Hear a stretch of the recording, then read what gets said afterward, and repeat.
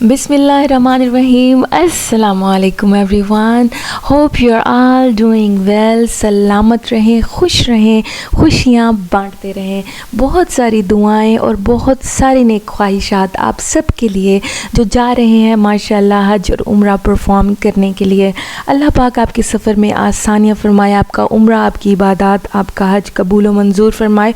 आज की मेरी वीडियो है उन सब के लिए जो जा रहे हैं बच्चों के हमरा। माशाल्लाह ये नेक फरिश्ते जो आपके साथ जा रहे हैं, ये छोटे छोटे से प्यारे बच्चे, इनके लिए आपने कुछ करनी होंगी तैयारियां, ताकि वहाँ जाकर आपको किसी किस्म की मुश्किल ना हो, चैलेंजेस पेश ना आए।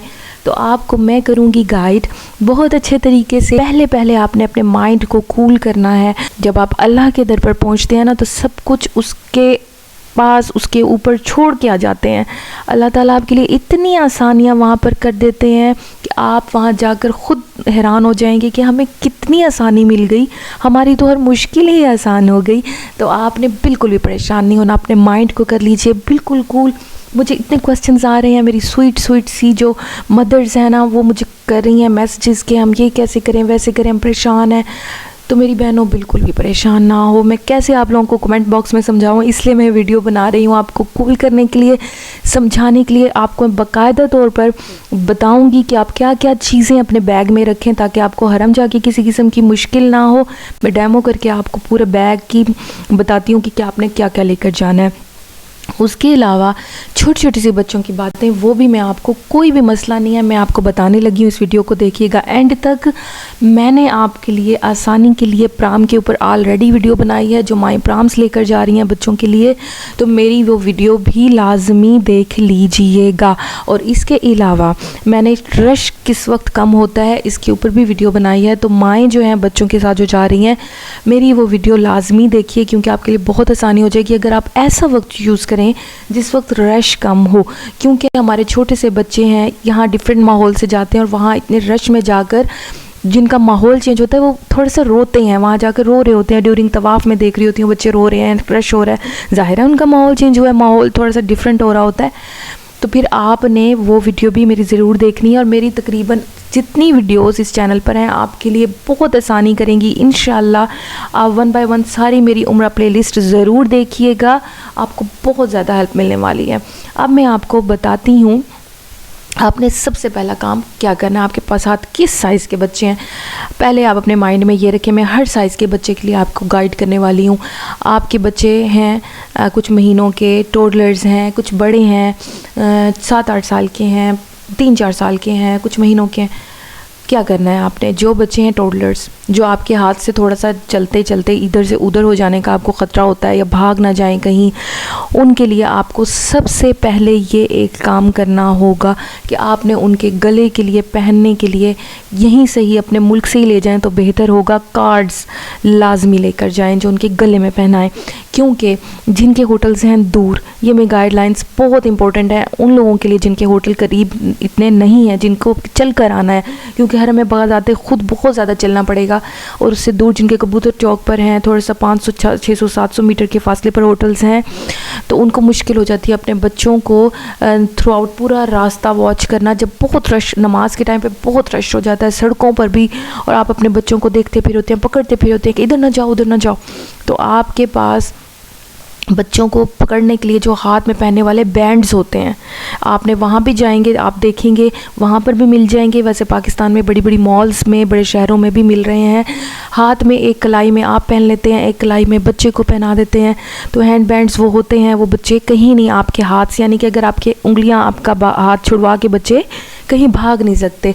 वो एक फ़ासला, ख़ास फ़ासला होता है जहाँ तक वो जा सकते हैं, उसके अलावा वो दूर आपसे नहीं होंगे, आपके साथ ही जुड़े रहेंगे। वो ये उन लोगों के लिए टिप है जिनके साथ जा रहे हैं, उनके टोडलर्स, छोटे बच्चे जो चले जाते हैं, इधर उधर भाग जाते हैं, ठीक है।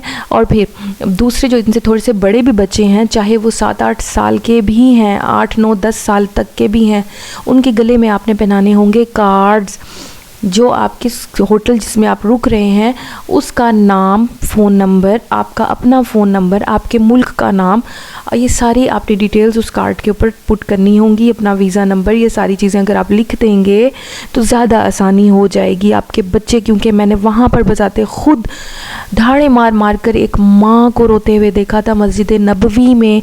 उसका बस नहीं चल रहा था कि वो पूरी मस्जिद में उसकी मैंने देखी थी चीखें, वो एक सहन से दूसरे सहन भाग रही थी, उसको कोई होश नहीं था किस चीज़ का। जाहिर है अपने दिल पर हाथ रख के आप सोचें कि आपका बच्चा इस तरह दूसरे मुल्क में, जहाँ पर आपकी जान पहचान नहीं है, आपकी अपनी ज़ुबान नहीं है, आप की बात कोई नहीं समझ पा रहा, तो वहाँ पर आपका बच्चा खुदा ना खास्ता कुछ पल के लिए भी नज़रों से ओझल हो जाए तो हमारा दिल फटने लग जाता है।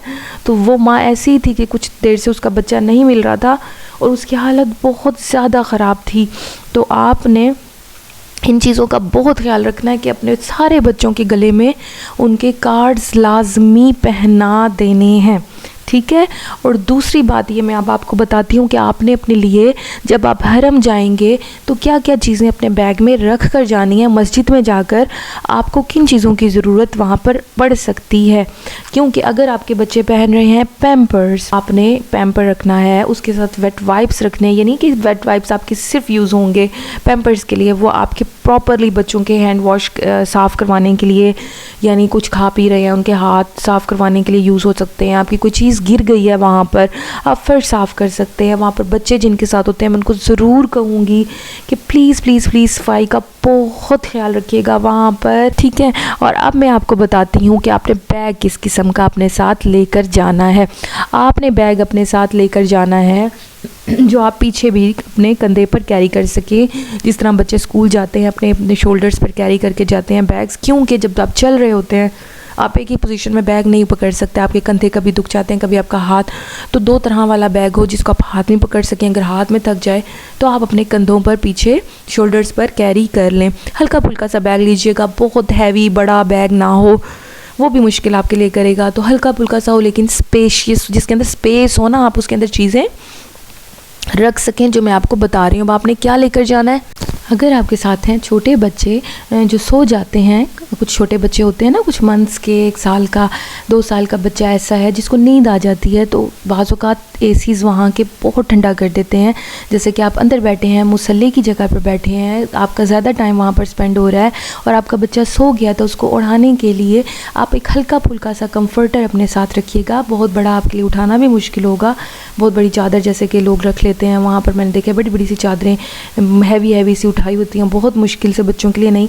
आप हल्का फुल्का सा इस तरह से कंफर्टर ले लीजिए बच्चों को ओढ़ाने के लिए। जैसे कि मैं ये पिंक कलर का लेके गई और वहाँ पर मैंने अपने बच्ची को, जब भी उसने लेटना होता था, इवन के दूध पीने के लिए उसने लेटना होता था, तो वो उसके ऊपर मैं ओढ़ा देती थी। तो बच्चे इसमें ईजी रह जाते हैं, थोड़ा सा अपने आप को सिक्योर फील करते हैं। जैसे प्राम्स में भी बच्चे सोए रहे होते हैं तो माँ ने उनके ऊपर इस तरह से हल्का फुल्का सा कंफर्टर दे देना है, तो उनको बहुत ज़्यादा इससे आसानी हो जाएगी। आपने अपने साथ रखना है बच्चों के एक्स्ट्रा 1-2 कपड़े, क्योंकि बाज़ औक़ात पैम्पर लीक हो जाता है, कुछ गिर जाता है। ये माओं को अच्छे तरीके से पता होगा कि एक्स्ट्रा कपड़े तो लाजमी 1-2 रखने ज़रूरी होते हैं। उसके अलावा आपने अपने बच्चों के लिए खाने पीने की चीज़ों का ख्याल रखना है। आप हरम जा रहे हैं, हरम में नो डाउट चीज़ें बच्चों को बहुत ज़्यादा दी जाती हैं, बांटी जाती हैं, लेकिन अब उन चीज़ों के ऊपर तो डिपेंडेंट होकर नहीं जाना ना। हमने अपने साथ अपने बच्चों की पसंद की चीज़ें जो वो खाते हैं, कोई फ्रूट रख लें अपने साथ, जैसे बनानास हो गए, एप्पल हो गए, और इसके अलावा आप बिस्किट्स रख लें, कपकेक्स रख लें, चॉकलेट्स रख लें, उस तरह की चीज़ें जिनसे बच्चों के थोड़े से पेट भर जाए। और बाकी ये स्लांटियाँ और इनसे परहेज़ करें, जगह भी ज़्यादा लेंगी, टूट फूट भी जाती हैं ये चिप्स वगैरह, लेज़, इस तरह की चीज़ें, और कोई इनको इन चीज़ों से बच्चों के वहाँ पे गले भी बहुत ख़राब हो जाते हैं। तो थोड़ा सा डिफरेंट इस तरह की चीज़ें रखें तो बेहतर होगा। साथ जो बच्चे बादाम खाते हैं उनके लिए तो बहुत ही अच्छी बात है, उनके बादाम रख लें, खजूरें, ये चीज़ें आपके अपने लिए भी होना बहुत ज़रूरी है, क्योंकि आपको ख़ुद को भी भूख लग जाती है कुछ देर बाद चलने से।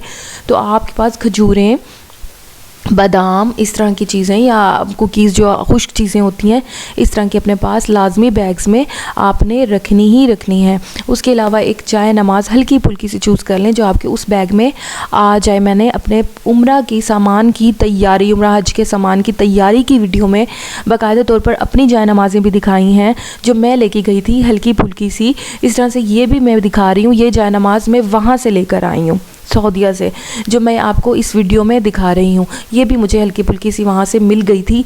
तो इस तरह करके आप लेकर जाएंगे तो आसानी रहेगी कि उठाने में, क्योंकि आपने अपना सामान खुद कैरी करना होता है, उसी सामान को उठा के आपने तवाफ़ करना होता है, आपने सही करनी है, चलना है। तो भारी भारी चीज़ें उठाने से थोड़ा सा परहेज़ कीजिएगा, आपकी अपनी आसानी है इसमें। बाकी पानी की बड़ी बड़ी सी बोटल्स आपने पहले से नहीं उठा लेनी है। आप अगर खाली बोटल्स लेकर आए हुए हैं अपने साथ तो वेल एंड गुड, वो आप जाते वक्त वापसी पर जिस वक्त आप बाहर निकल रहे होंगे हरम से बाहर, तो आप जमज़म, ज़ाहिर है आप जब अपने होटल जाते हैं आप थ्रू आउट जमज़म ही पी रहे होते हैं, तो वो उस वक्त भर कर लेकर जाइएगा। मैंने देखा बाज़ औक़ात लोग आते के साथ भर लेते हैं, फिर वो सारा टाइम हरम में उन बोतलों को उठा के घूमना बहुत ज़्यादा मुश्किल हो जाता है, हैवी हो जाता है। और जमज़म तो आपको स्टेप पे, अपने फुट स्टेप्स पे जगह जगह पर पड़े हुए कूलर्स मिलेंगे, तो उसके लिए आपको बिल्कुल भी परेशान नहीं होना। आप पानी हर जगह पर पी लेंगे। तो बोटल्स लेकर जाने की, आपको भरी हुई बोटल्स पानी की लेकर जाने की वहाँ पर, या वहाँ पर जाते के साथ भर लेने की ज़रूरत नहीं है। उसके अलावा बच्चों के लिए आपने दूध जो पिलाती हैं माएँ, मुझे क्वेश्चंस आ रहे थे प्राम वाली वीडियो में, मुझे बच्चों की फ़ीड करवाने वाली माओं की तरफ से भी क्वेश्चंस आए कि हम फ़ीड करवाती हैं, अपना फ़ीड कराती हैं, तो हमें बताएं कि हम सही के दौरान में या चलते हुए कहीं रुक कर अपने बच्चे को फ़ीड करवा लें, उसको भूख तो नहीं लग जाएगी। तो मेरी बहनों, मेरी प्यारी प्यारी सी बहनों, परेशान बिल्कुल भी नहीं होना। पहली बात तो ये है, आप अपने सारे काम जब ख़त्म करके अपनी इबादत शुरू करेंगी ना, यानी कि उम्रा परफॉर्म करने से पहले आप बच्चे को एक दफ़ा फ़ीड करवा लें, उसका पैम्पर चेंज करवा लें। आपका बच्चा थ्रू आउट, ये जो आपका उम्रा है ना, 1.5 घंटे का उम्रा होगा इंशाल्लाह आपका, बच्चों के साथ की बात कर रही हूँ, नहीं लगेगी उसको भूख, बिल्कुल भी नहीं लगने वाली। हाँ, अगर आपको बीच में थोड़ा सा टाइम ज़्यादा लग गया है और बच्चे को लग जाती है भूख, तो आप फ़ीड करवा सकती हैं, उसमें कोई हर्ज नहीं है, फ़ीड आप करवा सकती हैं। उसके अलावा आप बेहतर, आपके लिए बिल्कुल बेस्ट बात यह है कि आप अपना उम्रा जब शुरू करने लगें उससे पहले ही बच्चे को फ़ीड करवा लेंगी, तो वो इतने से टाइम में उसको दोबारा भूख नहीं लगेगी और वो बहल भी जाएगा। और जिन माओं के बच्चे पीते हैं फीडर्स, तो उनके लिए फार्मूला, अगर वो मिल्क पीते हैं तो उनके लिए मैं यही कहूँगी, अगर आपका बच्चा पीता है गर्म दूध, जिसे कहते हैं नीम गर्म दूध, उसमें डालकर, फीडर में डालकर, तो उसके लिए आप थर्मोस में उसका फार्मूला मिल्क पी रहा है तो गर्म पानी ले आएँ, अगर दूध पी रहा है तो गर्म दूध ले आएँ। लेकिन आपको अगर नॉर्मल दूध पीता है ना, तो उसके लिए आबे ज़मज़म बहुत बेस्ट रहेगा। आप नॉट कोल्ड वाला आबे ज़मज़म कूलर जो होते हैं, एक तो कोल्ड होता है एक वाटर में, और जो नॉट कोल्ड वाला पानी होता है वहाँ से आप पानी लेकर बच्चे के लिए आबे ज़मज़म में ही आप बनाकर बच्चे को दूध दे सकते हैं।